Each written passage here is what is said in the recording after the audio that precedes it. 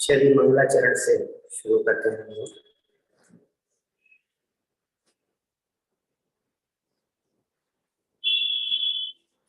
जम जस जमिदेसे जेण विहाणेन जम्निकालंति प्रणादं जेण नियतं यम अम्बाय यदुमर्दम्बा हम तस् तमिदेसे तेण विहाणेन जम्निकालंति कुसक्तदिवारे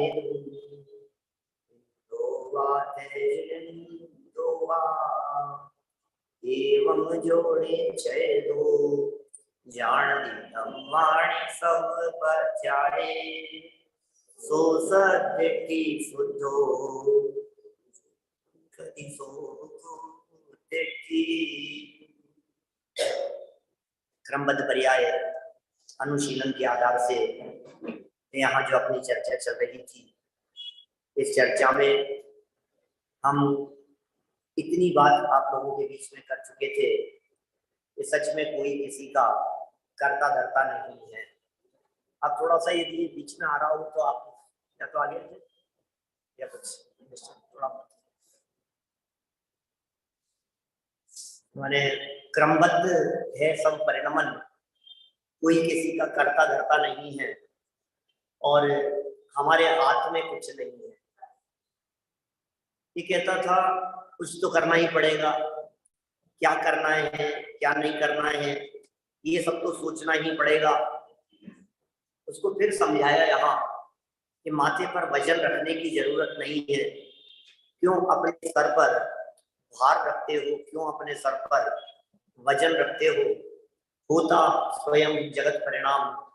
क्या यह बात तुम्हारे हृदय में समझ में नहीं आती है? तो क्या समझ में तो आती है, होता स्वयं जगत परिणाम, लेकिन फिर भी हम करें क्या? आखिर कुछ तो करना ही पड़ेगा।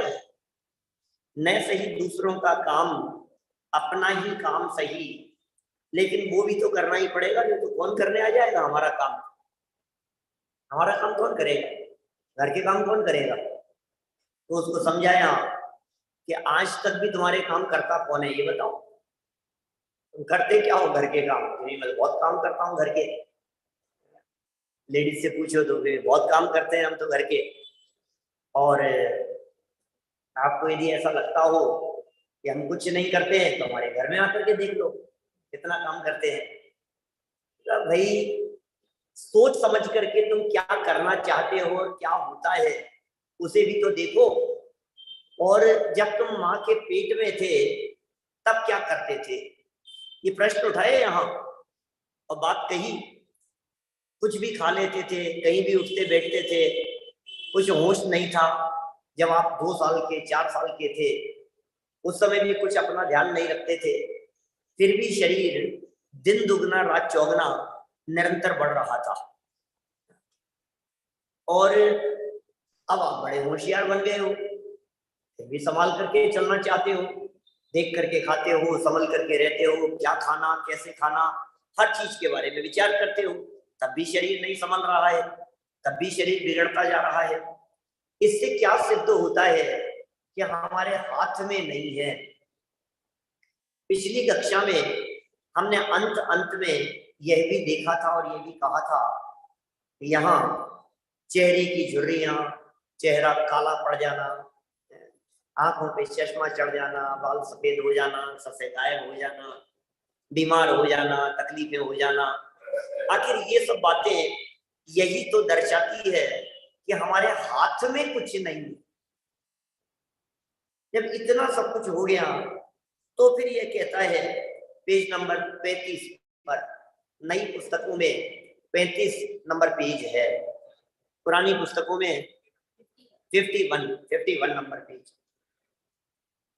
इस पर कुछ लोग कहते हैं जानना देखना तो आत्मा का स्वभाव है, वो तो करना ही पड़ेगा ना भाई। पर में कुछ नहीं करना है ये बात हमारे को समझ में आ गई। दूसरों में कुछ नहीं करना है, किसी वस्तु में फेरफार नहीं करना है, जानना तो पड़ेगा, वो तो अपना स्वभाव है, वो तो करना पड़ेगा। तो उनसे हमारा कहना है कि उसमें करना क्या पड़ेगा। जानना तो सहज हो रहा है, तुम कह रहे हो जानना तो पड़ेगा। कह रहे क्या पड़ेगा? क्या जानने और क्या न जाने इसका विवेक तो करना ही पड़ेगा। शिष्य का प्रश्न है, हम समय सार पढ़े हैं या छेड़ाला पढ़े हैं या कॉमिक्स पढ़े हैं या नॉवेल्स पढ़े हैं, हमें खुद ही तो देखना पड़ेगा ना कि क्या पढ़े और क्या नहीं पढ़े। ये सब बातें तो हमारे को निर्णय करना ही पड़ेगा। ऐसा कैसे होगा कि हम कुछ नहीं करें? आपने तो कह दिया ज्ञाता दृष्टा रहो, ज्ञाता दृष्टा रहो। तो समझ में नहीं आ रहा है ज्ञाता दृष्टा कैसे रहा जाता है, ज्ञाता दृष्टा रहने की विधि क्या है, ऐसा कैसे चलेगा? कुछ तो मर्यादित होना ही पड़ेगा, कुछ तो नक्की को करना ही पड़ेगा। क्या हम अपने ज्ञान को ऐसे खुला छोड़ दें छुट्टे सांड की तरह, चाहे जहां मुंह मारता फिरे? ये सब कैसे चलेगा? कुछ नहीं करना है, ऐसे शास्त्रों में लिखा है अपने ज्ञान को स्वभाव संगीन करो। कम से कम इतनी बात तो रहने दो भाई साहब। आज तो बड़ा गजब का निर्भर कर रहे हैं यहाँ। आज तो इस लेवल पर जाकर के अपने को निश्चिंत निर्भर बना रहे हैं, इस लेवल पर जाकर के निर्भर बनाने की बात कर रहे हैं कि कह रहे हैं भाई ज्ञान को स्वभाव सन्मुख करना है। ज्ञान को स्वभाव सन्मुख करने के विकल्पों से ज्ञान स्वभाव सन्मुख नहीं होता। ऐसा सम्यक दर्शन तो करना है ना, ये सम्यक दर्शन करना है, सम्यक दर्शन करना है। इन विकल्पों से सम्यक दर्शन नहीं होता, अपितु इन विकल्पों से भी जब निर्भर होता है तो ज्ञान स्वयं स्वभाव की तरफ ढलता है। मतलब माथे पर वजन होगा तो ज्ञान स्वभाव की तरफ नहीं ढलेगा, और जब माथे पर से वजन उतर जाता है तो स्वयं ही ज्ञान स्वभाव की तरफ ढल जाता है। देखिए आप नेक्स्ट पैराग्राफ में, ज्ञान की प्रत्येक पर्याय स्वकार्य करने में परमुखापेक्षी नहीं है। माने जो भी ज्ञान की पर्याय उत्पन्न होती है वो अपना कार्य करने में पर की तरफ नहीं दिखती है, अपने कार्य में पूर्ण परिपूर्ण है, स्व कार्य करने में पूर्ण सक्षम है, पूर्ण सुयोग्य है, उसकी योग्यता में उसका ज्ञेय भी निश्चित है। ज्ञान की पर्याय कौन से समय कौन से ज्ञेय को जानेगी ये भी निश्चित है। कितनी क्रमबद्धता की बात बता रहे हैं, एक एक समय की ज्ञान की पर्याय। हम तो ये कहते हैं इन्होंने ऐसा क्यों कह दिया, इन्होंने ऐसा क्यों कर लिया। अरे करने धरने बोलने की बात तो बहुत दूर की बात है, कौन से समय मेरे ज्ञान का पर्याय नरेश जी भाई साहब बनेंगे और कौन से समय मेरे ज्ञान का पर्याय ये सेठी जी साहब बन जाएंगे, ये भी ज्ञान की पर्याय में नक्की है। कब विनय जी को जानूंगा और कब प्रकाश जी को जानूंगा, कब ज्ञान का विषय बनेगा? बोले मेरे विकल्प के ऊपर नहीं चलता है, ज्ञान की योग्यता है। ये बात यहाँ इस स्वाधीनता की बात ये बतलाना चाहते हैं। ये ध्रुव सत्य है, ये भी परम सत्य है। अब ये बात जब इस लेवल पर जाकर के क्रमबद्ध की बात को समझाते हैं तो फिर कहाँ समझ में आया हमारे। दिन रात करने का बोझ जिनके माथे पर सवार हो उन्हें ये कह दिया जाए कि जानना भी आपके हाथ में नहीं है, कैसे जचेगी बात? पहले तो जानने की सिद्धि कर रहे हैं, जानना कैसे स्वाधीन है। ये सब तत्व मंथन करने की जरूरत है भाई साहब। यहाँ बैठे बैठे भी आपका ज्ञान कहाँ चला जाता है, बतलाओ कैसे चला गया। आप तो बहुत सोच समझ करके बैठे थे विषय को समझने के लिए, फिर आपके ज्ञान में कोई बातें इधर उधर की क्यों आने लगती, कैसे आने लगी? आपको घर क्यों दिखने लग गया? आपको स्मारक में बैठा हुआ बेटा क्यों दिखने लग गया? बालक क्यों दिख रहे हैं? आपको यहाँ बैठे बैठे दुकान दिख रही है, काम दिख रहे हैं, माता पिता दिख रहे हैं, परिवार दिख रहा है, और वो व्यक्ति इधर उधर न मालूम कहाँ कहाँ उपयोग घूमाता है, दौड़ाता है। क्यों हुआ ऐसा? सम्यक दिखने लग गया कल विधान में और क्या करवाना है, आज शाम को कौन सी भक्ति लेनी है, बैठे बैठे कुछ नहीं, अपने आप ही आ गया। इसका मतलब ये है कि आप अपने ज्ञान में क्या जाने ये भी आपके ऊपर निर्भर नहीं करता है, ये भी उस ज्ञान की योग्यता पर निर्भर करता है। और ज्ञान परतंत्र नहीं है, पराधीन नहीं है, किस समय किसको जानेगा ये उसकी स्वाधीनता में बात शामिल है। देखिए आप 35 नंबर पेज पर ही नीचे लास्ट पैराग्राफ, यह एक ध्रुव सत्य है कि ज्ञेय के अनुसार ज्ञान नहीं होता। समझ में आ रही है क्या भाई अमन, मोहित? ज्ञेय के अनुसार ज्ञान नहीं होता, ज्ञेय के अनुसार ज्ञान नहीं होता, ये ध्रुव सत्य है। सामने रखी हुई वस्तु के अनुसार ज्ञान नहीं होता, व्यक्ति देख करके ज्ञान नहीं होता, वस्तु देख करके ज्ञान नहीं होता, टेबल देख करके टेबल का ज्ञान नहीं होता। ये कैसा महा सिद्धांत बतला रहे हैं, हमें तो यही लगता है वस्तु को देख करके ज्ञान होगा, बोले नहीं होता। अपितु ज्ञान के अनुसार ये जाना जाता है, अन्यथा ऐसा क्यों होता है कि जो ये सामने है उसका तो ज्ञान नहीं होता, और जो ये सामने नहीं है, क्षेत्र काल से दूर है, उसका ज्ञान होता दिखाई देता है। थोड़ी बारीक बातें हैं अशेष, थोड़ी बारीक बातें हैं, उपयोग की एकाग्रता की अपेक्षा रखती है। अभी हम क्या मानते हैं, क्या होता है, फिर हमारे हाथ में क्या रहेगा, फिर हम क्या करें, उन सब बातों को उठा करके एक तरफ ताक में धर देना। अभी सिर्फ जो ये सिद्धांत बतलाया जा रहा है, जिस तथ्य को यहाँ बतलाने का प्रयत्न किया जा रहा है, उसे समझने की चेष्टा करना कि मैं जानता हूं कि नहीं, मैं जान सकता हूं या नहीं, मैं जिसे जानना चाहूं वो मुझे दिख सकता है या नहीं, मैं इच्छा के अनुसार अपने उपयोग को इधर उधर घुमा सकता हूं या नहीं। बुद्धिपूर्वक ये काम करो। कहां से करें बुद्धिपूर्वक? बुद्धि इधर लगाते हैं और बुद्धि उधर दौड़ती है। करें क्या? ये कह रहे हैं यहाँ नीचे ये सामने नहीं है, जो क्षेत्र काल से दूर है वो ज्ञान का विषय बन जाते हैं। नवविवाहित ऑफिसर को सामने बैठा क्लर्क दिखाई नहीं देता, अभी तो ऑफिस से दूर घर पे या पीहर में बैठी हुई पत्नी दिखाई देती है।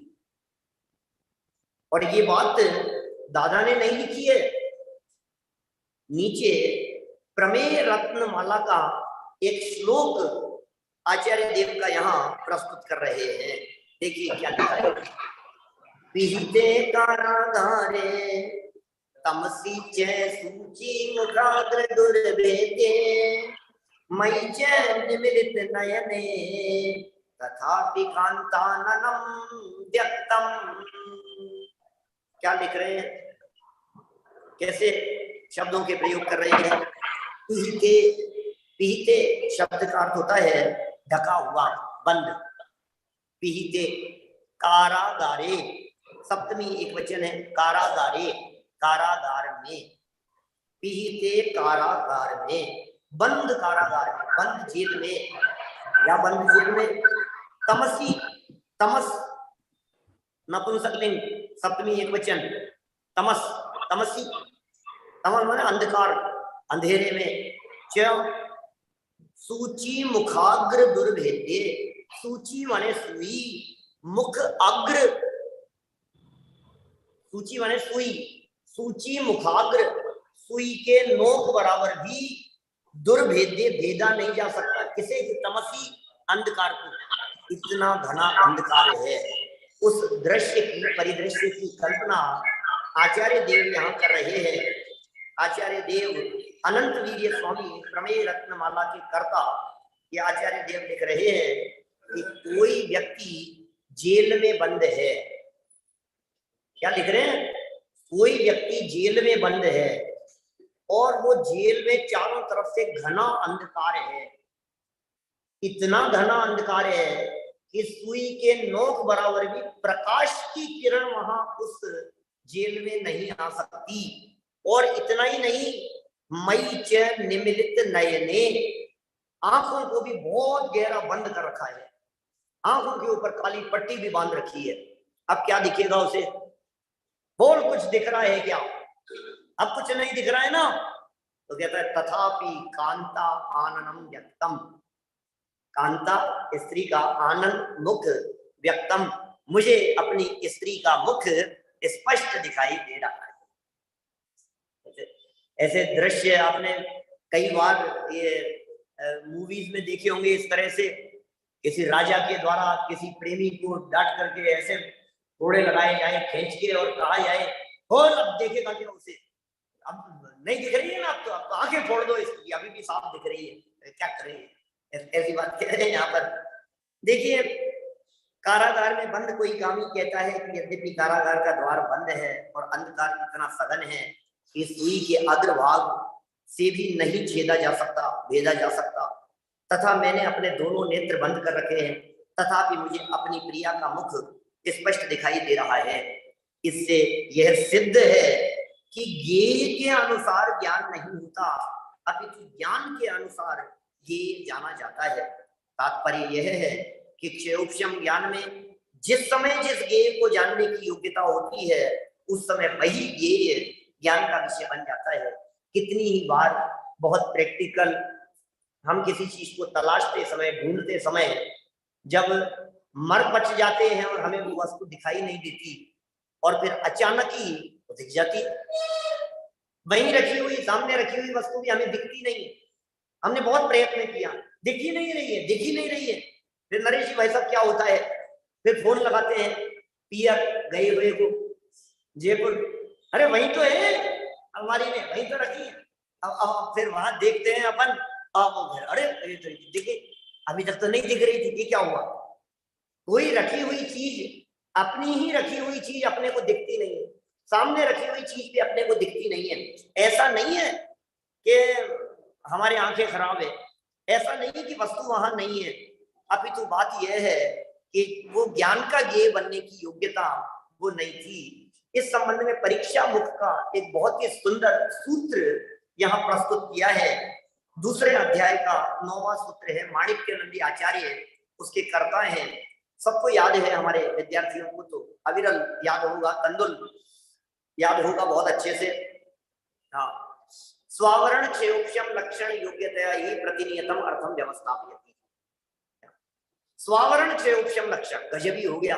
ये स्वावरण क्षयोपशम लक्षण योग्यतया, ये क्षयोपशम लक्षण की जो योग्यता है, सर्वार्थ सिद्धि जब कभी मैं पढ़ाता हूं तो उसमें क्षयोपशम की परिभाषाएं बतलाते समय इन बातों को बहुत अलग अलग ढंग से मैं घटित करता हूं। सर्वार्थ सिद्धि में पूज्यपाद आचार्य जब क्षयोपशम की बात करते हैं, बोलते हैं क्या क्षयोपशम, कैसा क्षयोपशम, बोले हर व्यक्ति के ज्ञानावरणी कर्म का क्षयोपशम अलग अलग है।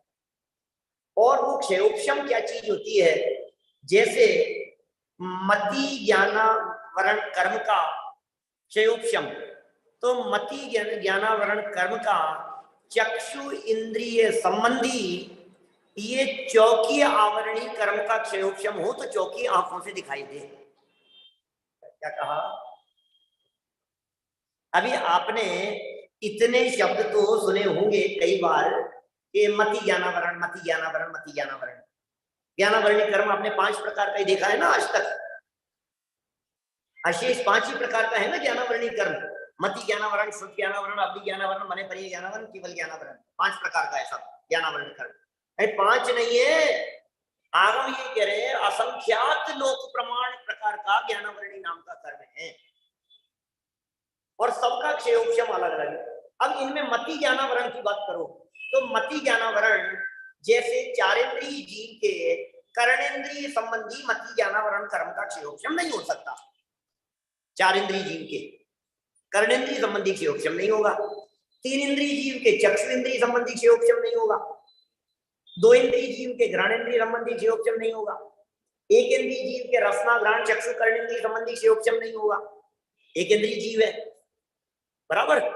तो इसका मतलब अब हमने मति ज्ञानावरण कर्म के क्षयोपशम को 5 इंद्रियों के अनुसार और बढ़ा दिया, और विभाजन कर दिए उसके, अब उसमें और बढ़ाओ। अब चक्षु इंद्रिय संबंधी क्षयोपशम है, तो चक्षु इंद्रिय से जो विषय ज्ञान का विषय बना, बोले वो तो क्षयोपशम है, और बाकी संबंधी आवरण चल रहा है। मेरे ज्ञान का विषय ये मोबाइल बना, ये मोबाइल मेरे ज्ञान का विषय बना, ये बैग मेरे ज्ञान का विषय बना, तो इसका मतलब बैग को आंखों से देखते समय मति ज्ञानावरण कर्म, चक्षु इंद्रिय संबंधी मति ज्ञानावरण कर्म के बैग आवरणी कर्म का क्षयोपशम था तो बैग ख्याल में आया, चौकी आवरणी कर्म का क्षयोपशम हो तो चौकी ख्याल में आवे, माइक आवरणी कर्म का क्षयोपशम हो तो माइक ख्याल में आवे, और यदि माइक आवरणी कर्म का उदय हो तो माइक ज्ञान का विषय नहीं बनेगा। क्षयोपशम और उदय दो अलग अलग तरह की चीजें, ध्यान में आ रही है बात? सिद्धांत क्या है, विषय वस्तु क्या कह रहे? अभी माइक आवरणी कर्म का उदय है तो माइक ज्ञान का विषय नहीं बनता, पंख आवरणी कर्म का विषय है तो उदय है, मान लीजिए पंख आवरणी कर्म का उदय, पंख ज्ञान का विषय नहीं बनेगा। अभी कितने मति ज्ञानावरण संबंधी ज्ञानावरण कर्म का उदय है कि लाखों पदार्थों संबंधी ज्ञानावरणी कर्म का उदय है, इसके लाखों पदार्थ ज्ञान का विषय नहीं बन रहे, और ये संकित दिव्यांश इनको जानने रूप ज्ञानावरणी कर्म का क्षयोपशम है, तो ये ज्ञान का विषय बन रहे। इसी तरह से अब आप देखिए, जिस जिस पदार्थ को जानने संबंधी आवरण कर्म का उदय होगा, कर्म का उदय होगा आवरण कर्म का, वो पदार्थ ज्ञान का विषय नहीं बनता है। और केवल ज्ञानावरण जैसे समस्त ज्ञानावरणी कर्म का क्षय हो गया, तो अब किसी भी पदार्थ को ढकने रूप ज्ञान के ऊपर आवरण नहीं है, इसलिए लोकालोक ज्ञान का विषय बन जाता है। क्या सारा लोकालोक ज्ञान का विषय कैसे बन गया? किसी भी पदार्थ को ढकने रूप ज्ञानावरणी कर्म का उदय नहीं है, इसलिए ज्ञान का विषय बन गया। तो यहां ये कहना चाह रहे हैं, स्वावरण क्षयोपशम लक्षण योग्यता। स्वावरण क्षयोपशम, स्व आवरण, स्व स्व ज्ञानावरण, स्वावरण क्षयोपशम योग्यता, लक्षण योग्यता, वो निश्चित करती है कि कौन सा पदार्थ हमारे ज्ञान का विषय बनेगा। क्या लिख रहे हैं ये देखिए, नीचे सूत्र के नीचे 2 लाइन छोड़कर, यहाँ क्षयोपशम ज्ञान किसको जाने और किसको न जाने, इसकी चर्चा चल रही है। केवल ज्ञान में तो ये प्रश्न ही संभव नहीं है, क्योंकि वे तो एक समय में ही लोकालोक को जानता है, सब कुछ जानता है, इसलिए केवल ज्ञान के अंदर तो ये बात ही खड़ी नहीं होती है। सवाल केवल ज्ञान का नहीं है।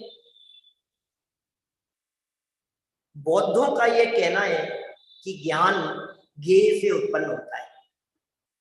बौद्ध दर्शन वाले ऐसा मानते हैं। ये ज्ञान क्यों हुआ? बड़े वस्तु से उत्पन्न, सामने था सब, उसको जान लिया हमने। लड्डू है तो लड्डू जानने में आ गया, बर्फी है तो बर्फी जानने में आ गई, गुलाब जामुन है तो गुलाब जामुन जानने में आ गए।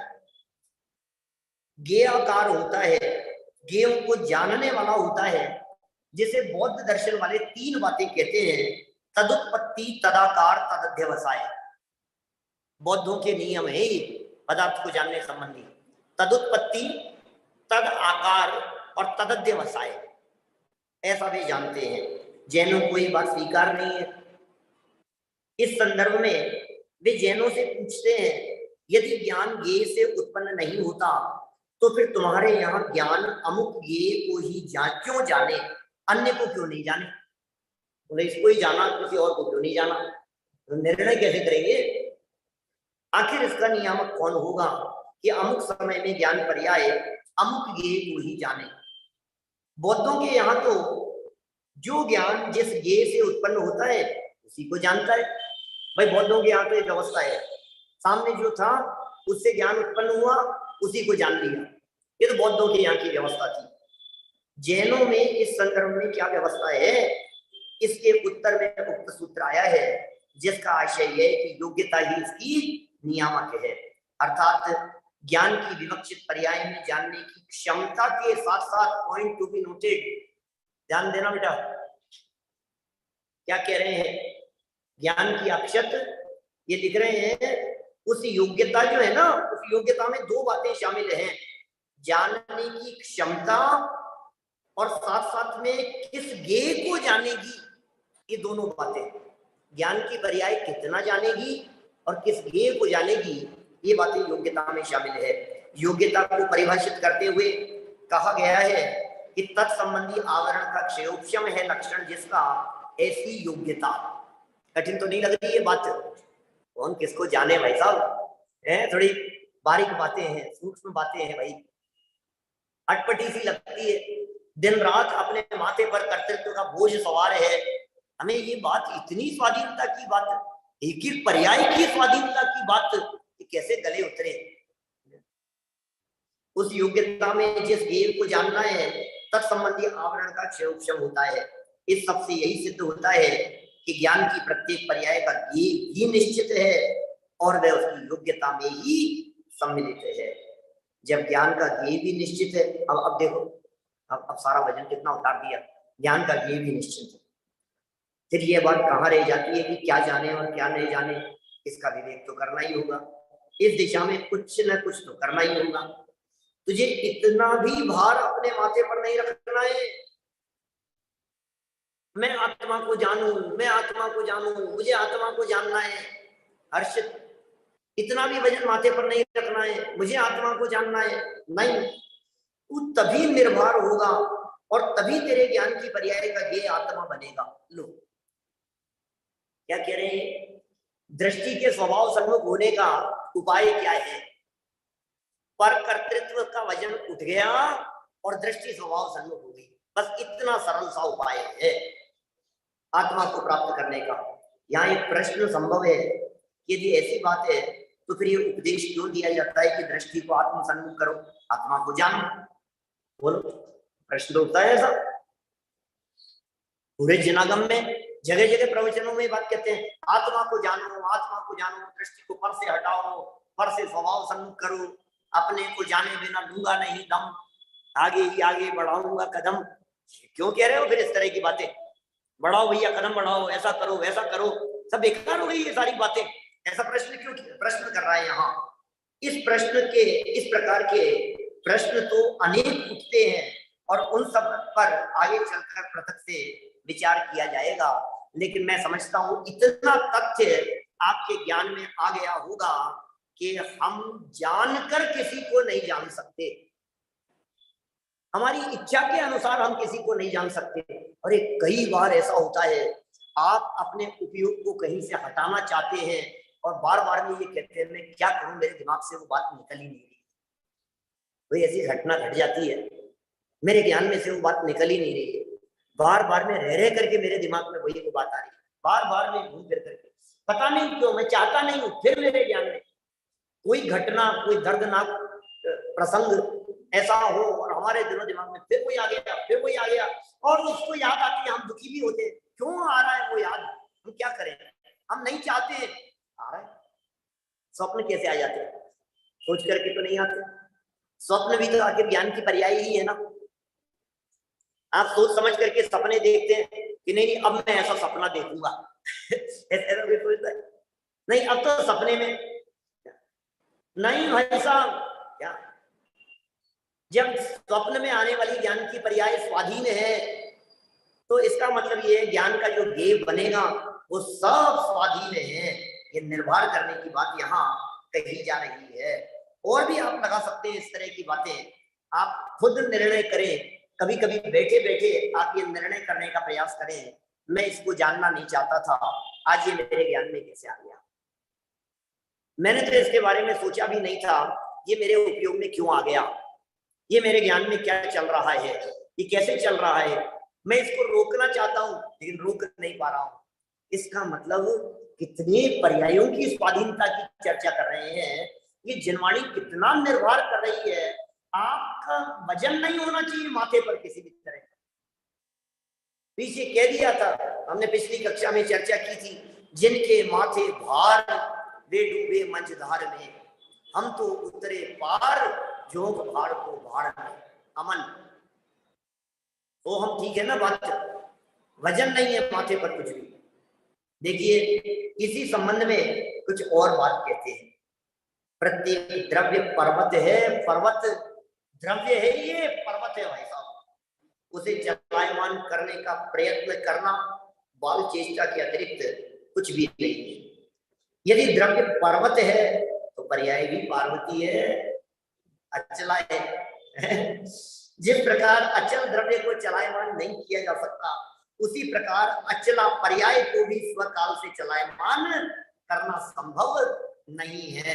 बड़ी सुंदर शब्दावली का प्रयोग है दादा के द्वारा, जरा देखना, बहुत ही सुंदर मजेदार शब्द दे रहे हैं। एक समय की भी पर्याय को बदलने के लिए, अर्थात उसे स्वयं समय से हटाने और उसके स्थान पर दूसरी पर्याय लाने के लिए यदि सारा जगत, यदि पूरी कायनात एक साथ प्रयत्न करे तो भी वह सफल नहीं होगा, वह उस पर्याय को स्वयं स्थान से हटा नहीं सके। जो पर्याय आनी है उस पर्याय को हटा के देख लो, उसे बदल के देख लो। कैंसर हो गया और सारे लोग मिलकर के, हिंदुस्तान और अमेरिका तक के सारे डॉक्टर मिलकर के प्रयास कर रहे हैं ठीक करने का, कोई कर ही नहीं पा रहा है, हाथ खड़े कर देते डॉक्टर्स, हम कुछ नहीं कर सकते, तो ये तो ठीक नहीं हो सकता है, नहीं होगा तो नहीं होगा, आप कर लो कुछ भी, एड़ी से चोटी तक का जोर लगा लो आप, जिसकी जैसी होनहार हो उस होनहार को कौन बदले, होनहार के आगे किसकी चले भाई साहब। वो पर्याय स्वाधीन है। द्रव्य स्वभाव तो अनंत शक्तिशाली है ही, द्रव्य अनंत शक्तिशाली है, पर पर्याय स्वभाव में भी अपनी सीमा को सुरक्षित रखने की अनंत सामर्थ्य है। कोई उसकी सीमा में प्रवेश नहीं कर सकता। उसमें फेर फार करने की बुद्धि वाले जगत को अंततः हार ही हार लगेगी। अब सुनना जरा पूरा पैराग्राफ को, बहुत सुंदर है, झकझोर देने वाला पैराग्राफ दिखता है। द्रव्य यदि त्रिकाल सत्य है तो पर्याय भी स्वकाल की सत्य है, अर्थात सती है। द्रव्य सत्य है तो पर्याय सती है, द्रव्य पर्वत है तो पर्याय पार्वती है। इतिहास और पुराण इसके साक्षी है कि सती का सतित्व लूटने वाले कभी सफल नहीं हुए। इतिहास उठा करके देख लीजिए, सती के सतित्व को जिसने लूटने का प्रयत्न किया है वे कभी सफल नहीं हुए हैं, अपितु उन्हें अपने उस अक्षम्य अपराध का कठोरतम दंड भुगतना पड़ा है। ध्यान रहे, सती पर्याय से छेड़छाड़ करने अर्थात उसे बदलने की वृत्ति वाले अपराधियों को भी उसका दंड भोगना पड़ेगा। पर्याय से छेड़छाड़ करने की यदि आपने चेष्टा की, पर्याय में फेरबदल करने के यदि आपने प्रयत्न किए, ये खोटे विकल्प, ये झूठे विकल्प, इसका दंड आपको भोगना पड़ेगा। अनंत काल तक संसार में भ्रमण करना होगा। पर्याय के सत्य का अपमान करने के इस महापाप मारे मिथ्यात्व से वे बच नहीं सके। पर्याय सती है, पर्याय को चैलेंज मत करो। वो पर्याय क्या है, क्या आने वाली है पर्याय, कैसे बदलेंगे, कैसे आप ये तो बतलाओ। उस पर्याय को परिवर्तन कैसे करेंगे, आती हुई पर्याय को कैसे रोकेंगे आप। जो पर्याय अपनी योग्यता से जिस समय जैसी आनी है उस पर्याय में फेरफार करे कैसे। उस अवस्था में सारी चेष्टाएं फेल हो जाती है, सारे प्रयत्न बेकार हो जाते हैं, हमारी सारी चेष्टाएं। आप देखो, रामचंद्र जी का राज्याभिषेक होना था और वनवास हो रहा था, कर लो सब मिलकर के, कौन करे। निश्चित था सुबह उठने के बाद रामचंद्र जी का राज्याभिषेक होना है, और पूरे अयोध्यावासी कितने खुश थे, कितने प्रसन्न थे। स्वयं राज्याभिषेक करने की भावना रखने वाले दशरथ, वे भी तो नहीं चाहते थे। कौन चाहता था अकेली कैकेयी को छोड़कर मंथरा को शामिल कर लो साथ में। उनके अलावा कौन चाहता था उनका वनवास हो। लेकिन देखो आप कैसी परिस्थितियां बन जाती है, घटनाएं कैसी बन जाती है। कितने रोकने के प्रयत्न करो, दशरथ भी डायरेक्ट मान गए होंगे, समझाया होगा ना बहुत, अरे नहीं ऐसा ऐसा क्यों, ऐसा ऐसा क्यों भाई, वचन दिया है। यहाँ यही कहना चाह रहे हैं, उसका दंड भोगना पड़ेगा आपको। इसलिए चेष्टा ही मत करो, विकल्प भी मत करो। कि साहब हम विकल्प कर रहे हैं पर्यायों के बदलने का, हमें पर्यायों में बदलने का विकल्प क्यों आता है। इसका एक मनोवैज्ञानिक कारण बताया है, बहुत सुंदर चर्चा कही है। देखते हैं नीचे, भाई समझ में तो आ रही है, तो हम समझ में तो आ रही है, कठिन तो नहीं है बात। द्रव्य और गुणों में फेरफार करने का विकल्प न आकर पर्याय में ही फेरफार करने का विकल्प क्यों आता है। तो जरा द्रव्य को बदल दूं मैं, इस पुद्गल को जीव बना दूं, ऐसा विकल्प नहीं आता कभी। इस जीव को जड़ बना दूं, ऐसा विकल्प तो कभी आता नहीं है हमारे को।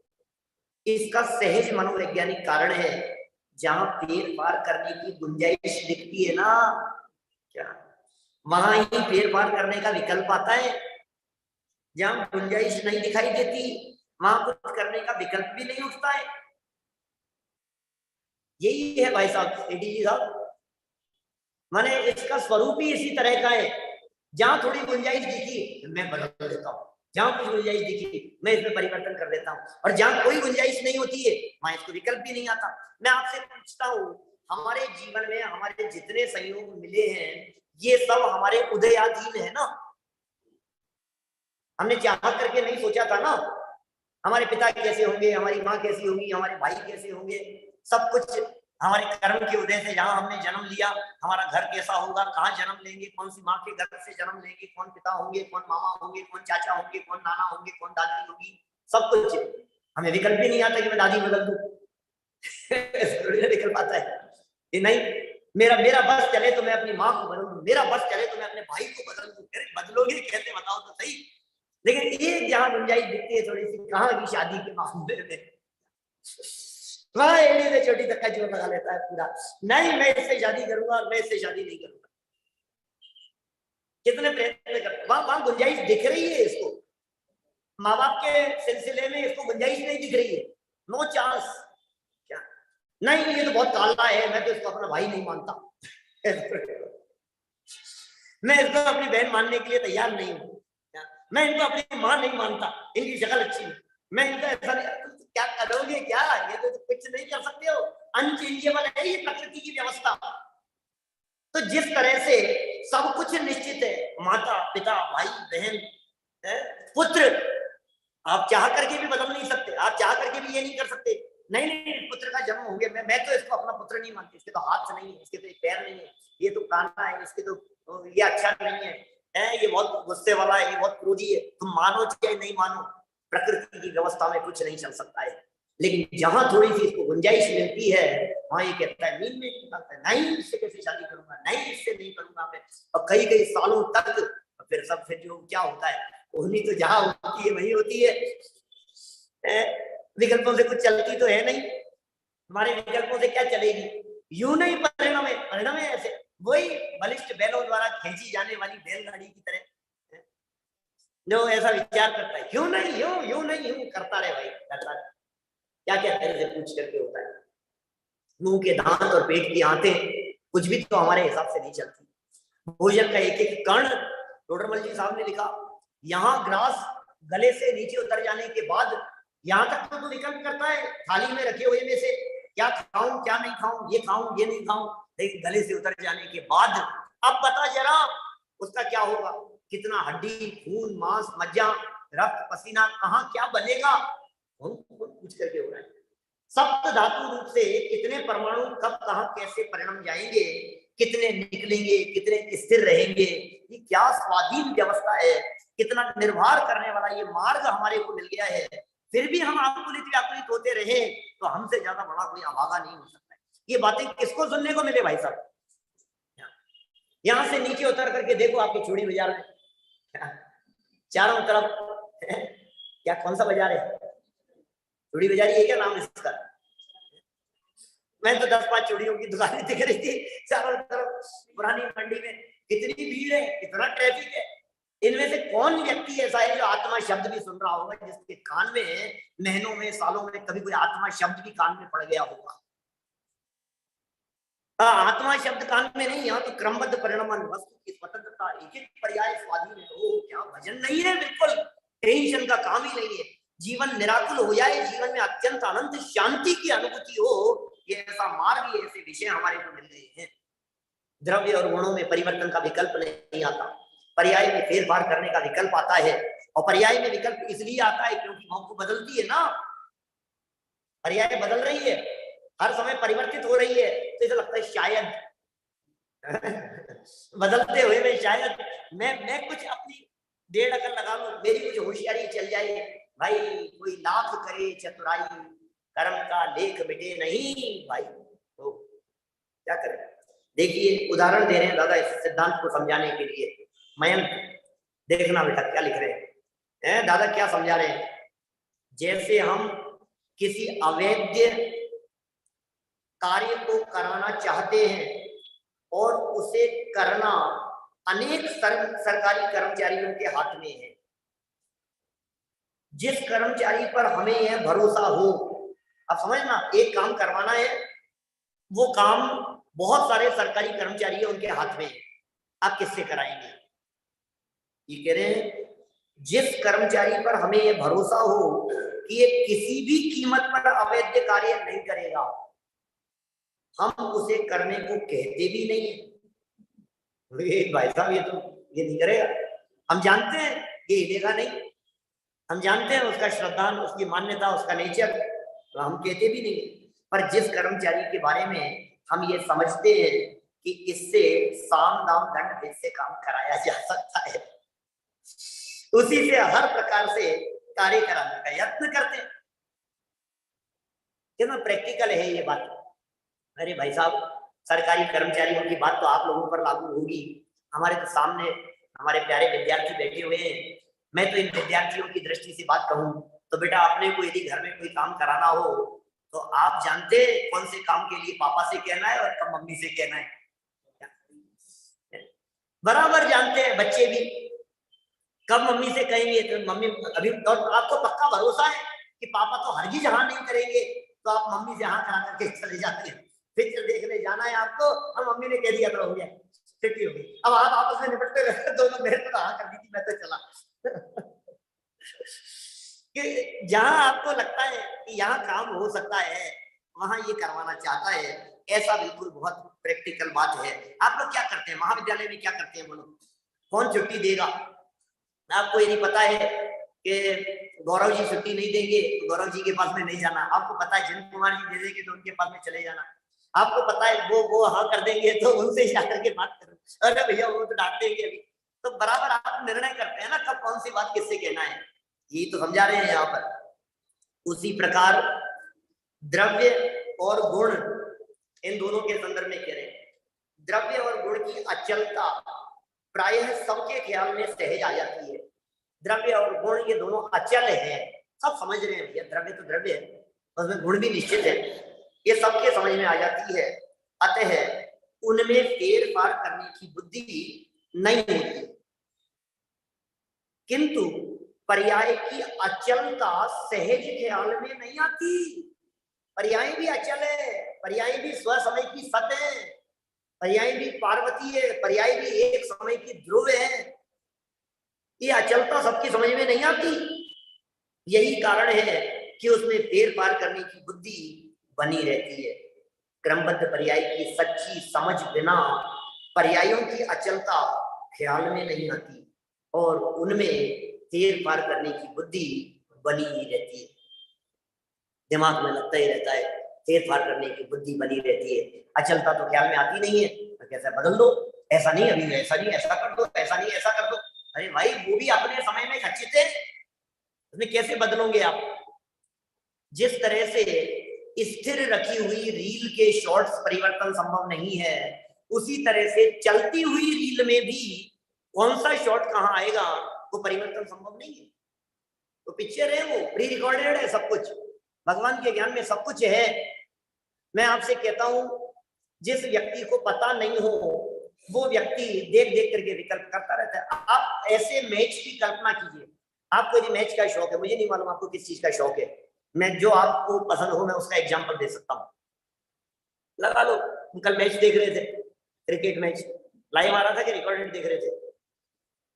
लाइव देख रहे थे, अब ये लाइव देख रहे थे। अच्छा, अब वो उस समय दिव्यांश दूसरा काम कर रहे थे, अब देख रहे मैं बाद में देखूंगा। अब बाद में देखने पर, अब आप जब बाद में देख रहे हैं तो आपको पता है क्या होने वाला है, क्योंकि रिजल्ट तो आपको पता लग ही चुका क्या।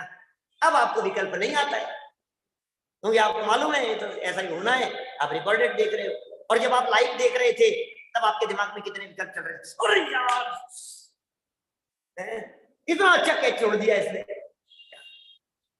अब उसी मैच को रिकॉर्डेड देखो आप, तो फिर आपको लगेगा मालूम था 3 क्या, 2 छोड़े थे, एक और छोड़ने वाला है। हमें खबर है, हमें खबर लग गई थी इसने आज 3 कैच बहुत ऐसे वाले छोड़े हैं, बहुत इजी कैच छोड़ दिए इसने आज तो बहुत इसका खराब प्रदर्शन रहा। आपको पहले से पता लग गया तो आपको क्या है, ठीक है देख तो रहे हैं अपन, लेकिन फिर भी विकल्प नहीं आते। इसी तरह से कह रहे हैं भाई, जिन जीवों को इस बात का पता है कि केवल ज्ञान में एक एक पर्याय रिकॉर्डेड है, दर्ज है वहां, तो फिर आपको विकल्प खड़े नहीं होते। अदरवाइज आप विकल्प करते रहते हैं, अब क्या होगा, अब क्या होगा, अब क्या होगा। भैया जो जो देखी वीतराग ने सो सो सीरा रे, बिन देखियो सी नहीं क्यों ही काहे होते अधीरा रे। मानस, बिल्कुल मानस बना लेना, एक एक पर्याय स्वतंत्र स्वाधीन है। देखिए आगे क्या कह रहे हैं यहाँ पर, आगे किस तरह की बात कह रहे हैं। पर्यायों में फेर पार करने की मिथ्या बुद्धि ही अज्ञान है।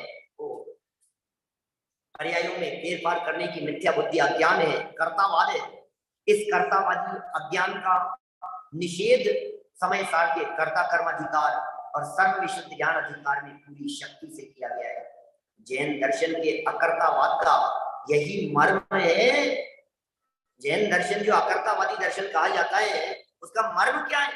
जैन दर्शन के अकर्तावाद का क्या मर्म है? क्या कहना अकर्तावादी दर्शन, अकर्तावादी दर्शन है जैन दर्शन, इसका मतलब क्या है? इसका मर्म क्या है? कोई किसी का कर्ता धर्ता नहीं है, ये अकर्तावादी दर्शन। ईश्वर कर्ता नहीं है ये तो सब कहते हैं, और ईश्वर कर्ता नहीं है ये बात तो हम इतने तर्क इतने न्याय से सिद्ध कर सकते हैं। देवी देवताओं की मान्यताएं ये सब अभी 5-7 दिन में इसमें आने वाली है, शाम को संयम प्रकाश के प्रकरण में। यहाँ अजमेर से तो निकल जाएंगे हम, तवाई बस अजमेर से निकले और ये प्रकरण आ जाएगा इस तरह का। देवी देवताओं को मानता है, खोटे देवी देवताओं को मानता है, मिथ्यात्व का पोषण करता है, इसे लगता है ये देवता ऐसा कर देंगे, इसे लगता है ऐसा कर देंगे। भक्ति है पूज्य मानो वंतर देवो भी दे दिए लच्छी तो किम धम्मम की रही एवं चिंते ही सद्यक्ति।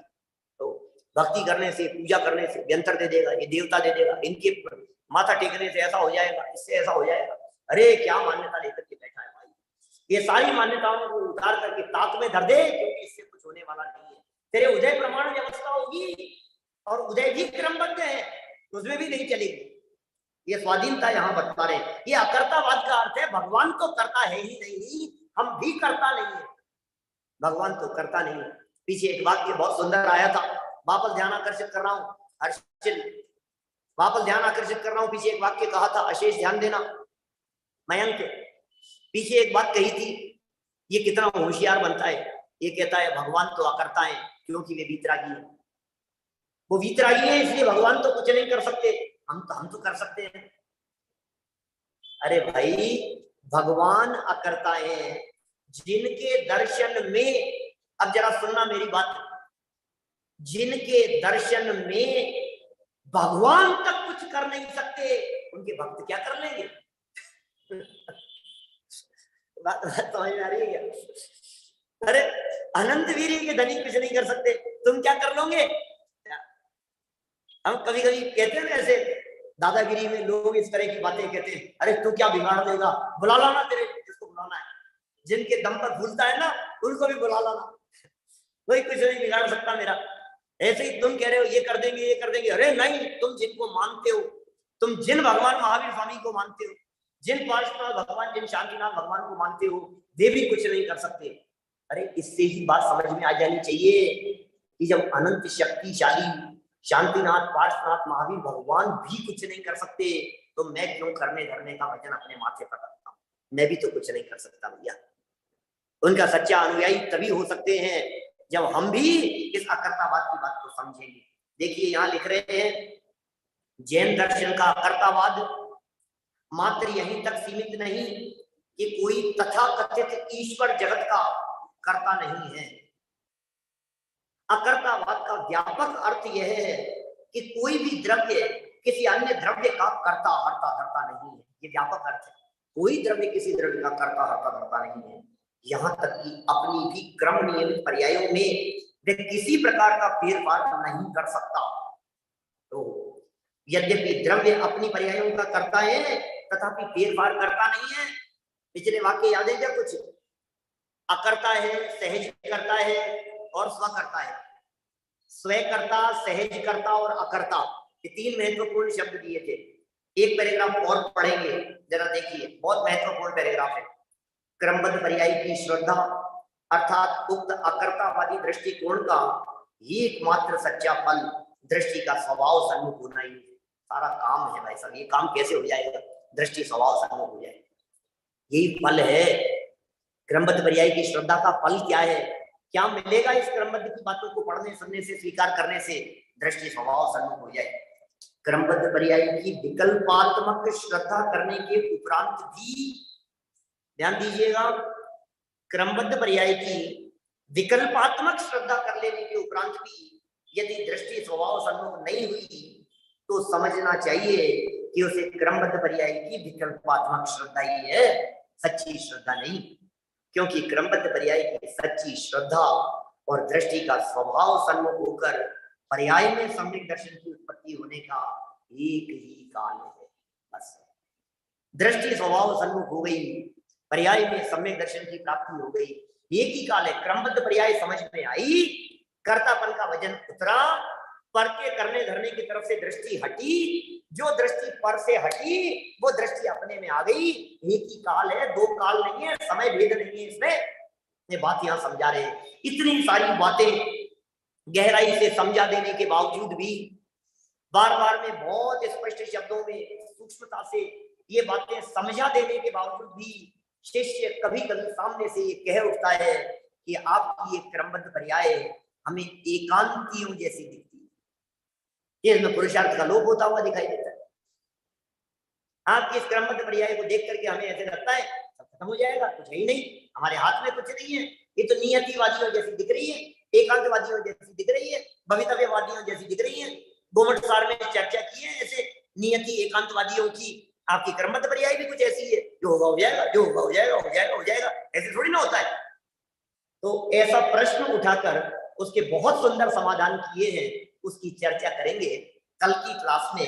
यहाँ गोमट सार में कहा गया नियतिवाद, उसकी चर्चाएं, और क्रमबद्ध पर्याय में कैसा अनेकांत है और क्रमबद्ध पर्याय में पुरुषार्थ किस तरह से है, इस विषय को कल आगे बढ़ाएंगे। कुछ पूछना तो नहीं? बोलो भाई। हाँ आशीष बोलो। भैया, भाई साहब, हमने पढ़ा था कि ज्ञान ज्ञेयों से ज्ञान नहीं होता, ज्ञान का ही जैसी योग्यता होती है उससे वैसा ही ज्ञान होता है। तो फिर जो पर्याय में फेरफार करने का विकल्प भी आता है, वो भी तो ज्ञान की योग्यता अनुसार आता है ना, हमारे करने से नहीं आता। बिल्कुल सही बात है, बिल्कुल सही बात है। कितना सुंदर प्रश्न है भाई साहब, सुनाई दिया क्या है? नहीं सुनाई दिया?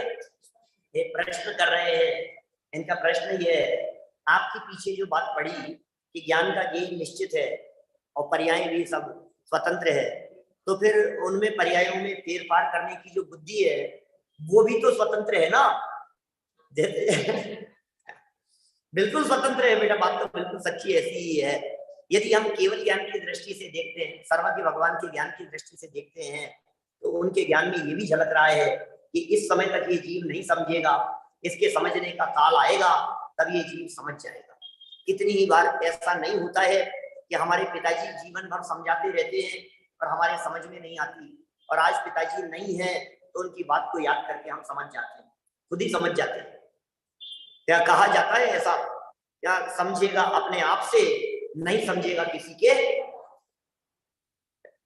अपने आप से ही समझेगा, जब समझने का काल आएगा तो होगा। ठीक है, बोलो भाई अविरल। भाई साहब, इधर पे पढ़ा था कि द्रव्य सत्य भी है और पर्याय सत्य भी है।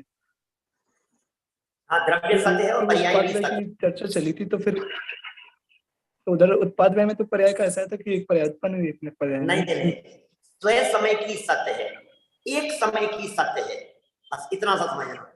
द्रव्य त्रिकाल सत्य है और पर्याय स्वयं समय की सत्य है, एक समय की सत्य है।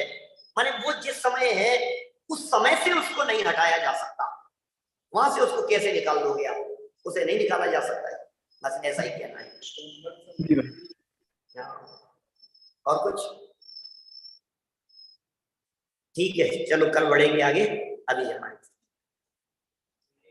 निज निधि निज में बताई, यह अनंत उपकारे, उसके लिए जिनवाण